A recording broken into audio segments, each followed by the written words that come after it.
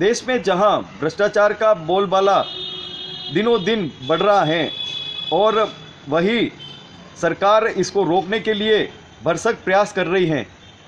Corona महामारी इतनी घातक थी, इतनी व्यापक थी कि हर परिवार इससे त्रस्त हुआ और प्रभावित हुआ, लेकिन भ्रष्टाचारी अंधकार में तारे की तरह टिमटिमा रहे हैं।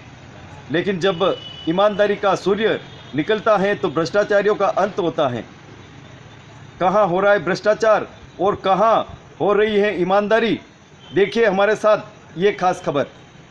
देश और दुनिया में भ्रष्टाचार जहाँ पर चरम सीमा पर हैं और हर विभाग में कोई न कोई कहीं न कहीं भ्रष्टाचार कर रहा है, वहीं ईमानदारों की कोई कमी नहीं है। आज हम आपको लिए चलते हैं जिलों की नगरी उदयपुर, और यहाँ पर सिटी रेलवे स्टेशन पर जिस तरह से ये देश का तिरंगा फहरा रहा है, उसी तरह यहाँ के कर्मचारी अपनी ईमानदारी एवं कर्तव्य निष्ठा से अपने विभाग का ही नहीं बल्कि पूरे देश का नाम ऊंचा कर रहे हैं इस तिरंगे की तरह।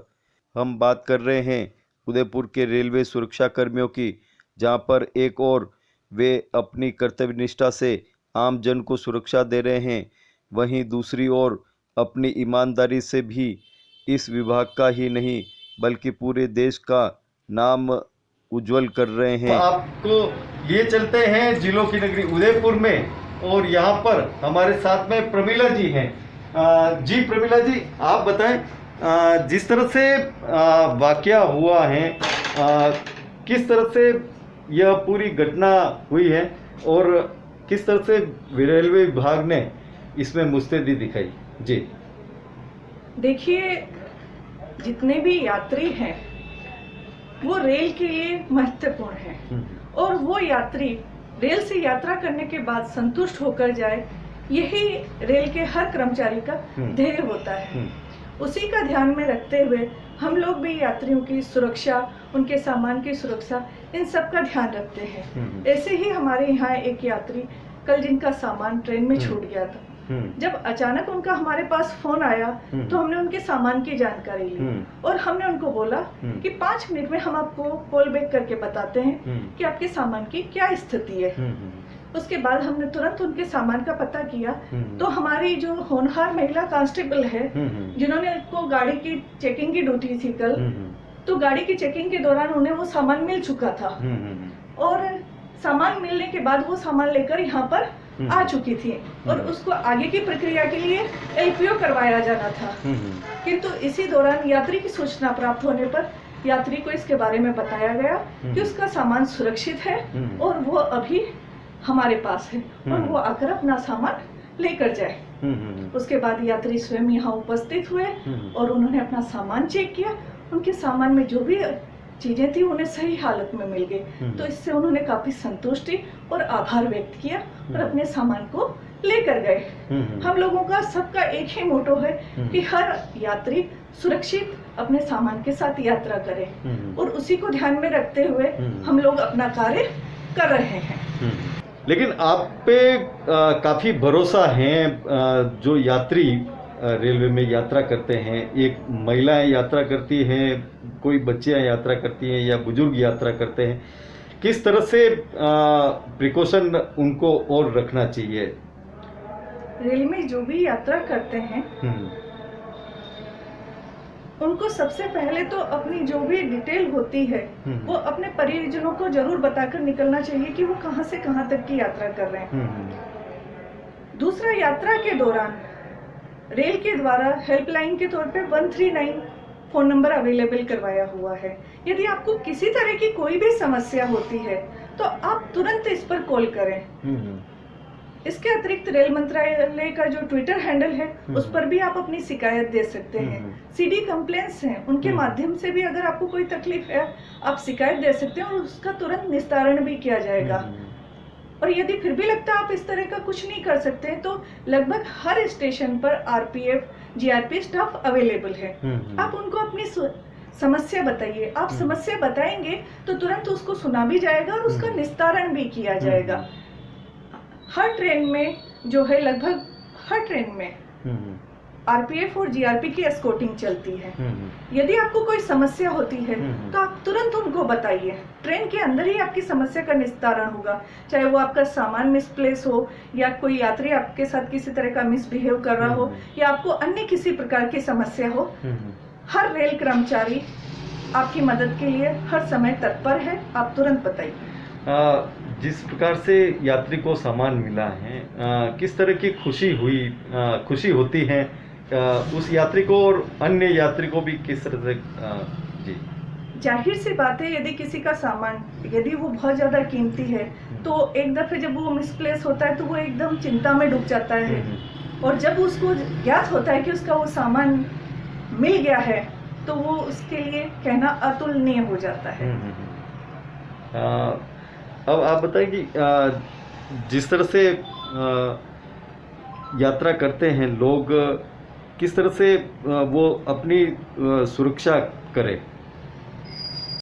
यात्रा के दौरान यात्री को ये ध्यान रखना चाहिए कि रेल का हेल्पलाइन नंबर जो है उसको जानकारी हो, जो कि उसके टिकट पर भी लिखा होता है।